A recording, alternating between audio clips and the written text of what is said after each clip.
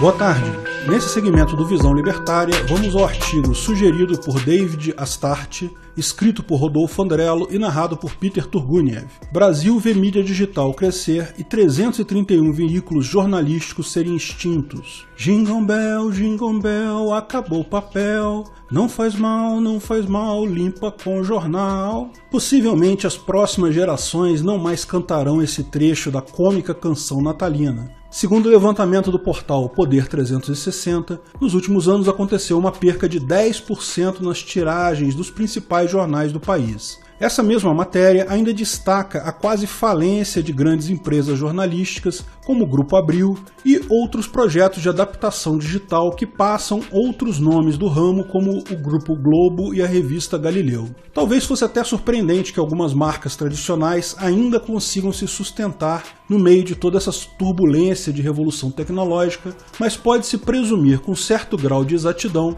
que a tábua de salvação para muitos setores da mídia tradicional vem do próprio Estado e do dinheiro do senhor Bovino Gadoso, roubado via o Estado. Embora algumas pessoas ainda se apeguem ao jornal de papel por motivos saudosísticos e outros ainda pela praticidade de ler na praia, o fato é que é difícil para eles competirem com a informação gratuita na internet. No final, só governos mesmo ainda acham que a propaganda nesses meios é válida. Ou eles já sabem que não vale de nada, porque ninguém mais lê jornal em papel hoje em dia, mas ainda querem entregar dinheiro na mão dos caras por qualquer motivo. Uma demonstração desse fato veio quando o Bulbasauro ameaçou cortar relações com a Foice de São Paulo. Tão tremenda foi a reação dos que se sentiram atingidos pela medida que até mesmo cogitou-se o empichamento do Bonoro com base no suposto ato de perseguição à imprensa. Imagina-se que, como qualquer produto, jornais devem se sustentar das receitas geradas pelas vendas dos mesmos aos consumidores e a venda de propaganda nas páginas dos mesmos. Ambas as coisas de forma voluntária, paga pelos interessados. Se precisam de dinheiro roubado das pessoas para viver, tem alguma coisa errada aí.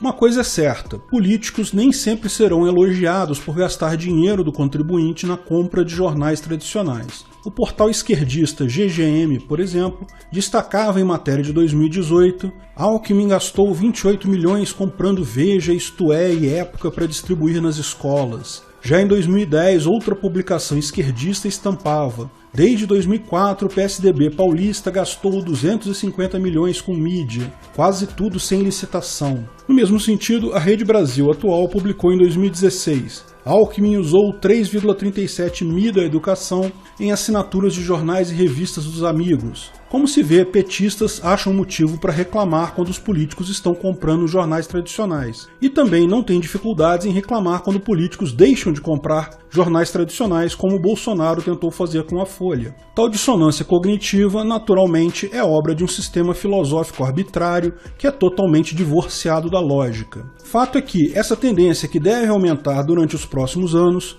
isso é lógico, cada vez mais os indivíduos estão escolhendo se informar por meios digitais e por publicações descentralizadas. O fim das publicações em papel, portanto, é mera questão de tempo, assim como já vem acontecendo com os arcaicos diários oficiais dos estados e também acontecerá inexoravelmente com os papeizinhos coloridos que o gado chama de dinheiro. As gerações mais velhas vão abandonando o hábito da leitura de papel porque, bem, é o destino final de todos nós, né? Em algum momento o pessoal que ainda gosta de jornal em papel morre. Ou isso, ou porque em algum momento o neto ensina a ler notícias na internet e vamos combinar, há notícias na internet de qualidade muito maior do que qualquer papelzinho escrito por aí. Não importa quantos paywalls e assinaturas os jornais inventam, a internet é essencialmente um sistema de divulgação de informações livre. Ao fazer esse jornal, o Visão Libertária, eu sempre busco colocar algumas imagens do jornal de onde tiro a notícia. Quando tem paywall, muitas vezes eu usava sites especiais ou até manipulava JavaScript para contornar o paywall. Hoje eu descobri que tem uma forma mais rápida, basta buscar pelo título que vai ter algum outro jornal, algum outro site com a mesma notícia e sem o paywall. Lógico, os jornais já perceberam isso, desde sempre a tarefa do jornal consistia em 3 tipos de serviços principais. O primeiro, óbvio, é o de informar, o de dar a notícia, colocar os detalhes da notícia e coisa e tal.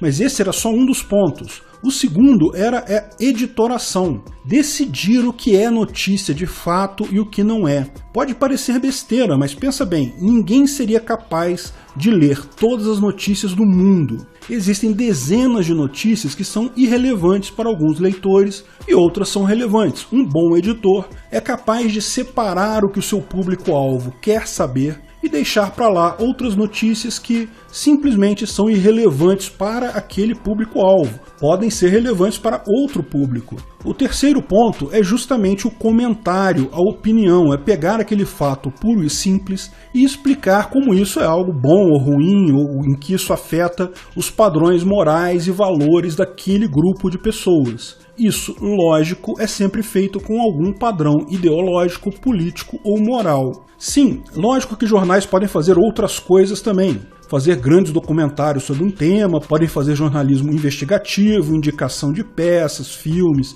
restaurantes, um monte de outras coisas. Mas de fato é que as três coisas citadas acima, notícia, editoração e comentário, sempre foram o principal. Hoje, com a notícia em si sendo tão barata, meramente dar a notícia praticamente não tem mais valor, ou tem um valor muito baixo, porque a informação sobre o que aconteceu todo mundo já tem. Já houveram vários fatos significativos que eu fiquei sabendo por comentários no Facebook ou Twitter de quem presenciou o ocorrido muito antes de sair qualquer informação em algum jornal. O que o jornal pode oferecer agora são as duas outras coisas, a editoração e o comentário. E essas duas coisas estão ligadas, porque notícias que interessam a uma pessoa são aquelas que têm a ver com o interesse geral daquela pessoa. Ou seja, esse tipo de serviço é definido por grupos de interesse.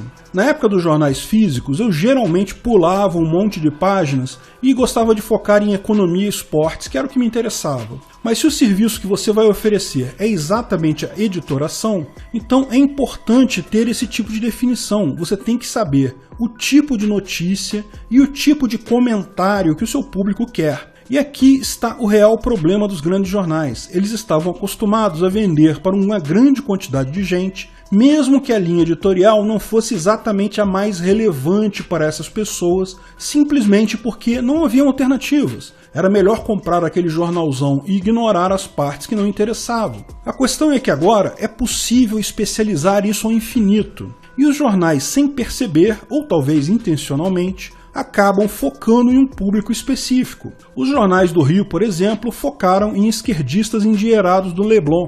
Não sei se foi intencional ou se foi sem querer, mas é um fato. Eles escolhem as notícias, selecionam as notícias que interessam para a galera esquerdista endinheirada do Leblon, preparam o comentário com um nicho muito pequeno e específico de pessoas em mente, essas pessoas. A dúvida que eu tenho é se isso é um bom plano de negócio, porque olha o meu jornalzinho aqui, o Visão Libertária. É um jornal apenas para ANCAPs e libertários. Eu já escolho as notícias e as comento com esse público em mente. É um público pequeno no momento. Eu acho que tende a crescer nos próximos anos, daí justificar o investimento. Mas hoje, mesmo que todos os libertários e ANCAPs vissem o meu canal, ainda seria algo pequeno. Mas nem isso eu espero, porque mesmo entre os ANCAPs, tem pessoas com interesse diferente. Naturalmente vão surgir jornais diferentes com linhas editoriais ligeiramente diferentes para cobrir todos esses interesses. Mas veja, isso não é um problema para mim, porque o meu negócio nasceu pequeno, eu não tenho equipe fixa. Embora tenha muita colaboração no site, tem o pessoal que escreve, que narra, coisa e tal, é tudo ainda muito pequeno, de custo baixo. Imagino que fazer o caminho inverso, descer de uma plataforma enorme que vendia milhares de jornais por dia, e agora se focar em um nicho específico, por mais dinheiro que esse nicho gere, ainda que seja um nicho grande como a esquerda brasileira, ainda é um caminho complicado.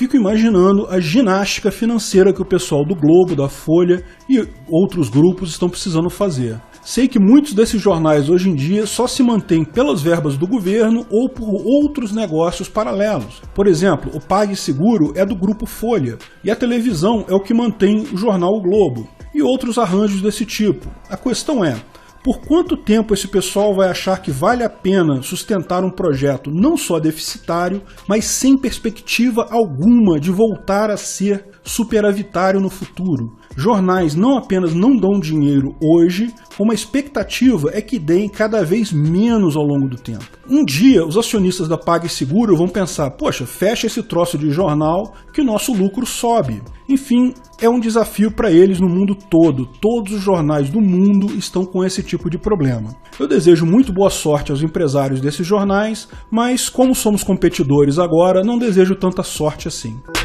Obrigado pela audiência. Se você gostou do vídeo, não deixe de dar um like e se inscrever no vídeo. Clique no sininho para ser avisado de novos vídeos. Essa semana eu estou de mudança para o Rio de Janeiro de novo. Estou voltando de Brasília para o Rio, então estou totalmente enrolado. O Visão vai sair, talvez com poucos vídeos até a coisa se normalizar, mas pelo menos um vídeo por dia sai. Até a próxima!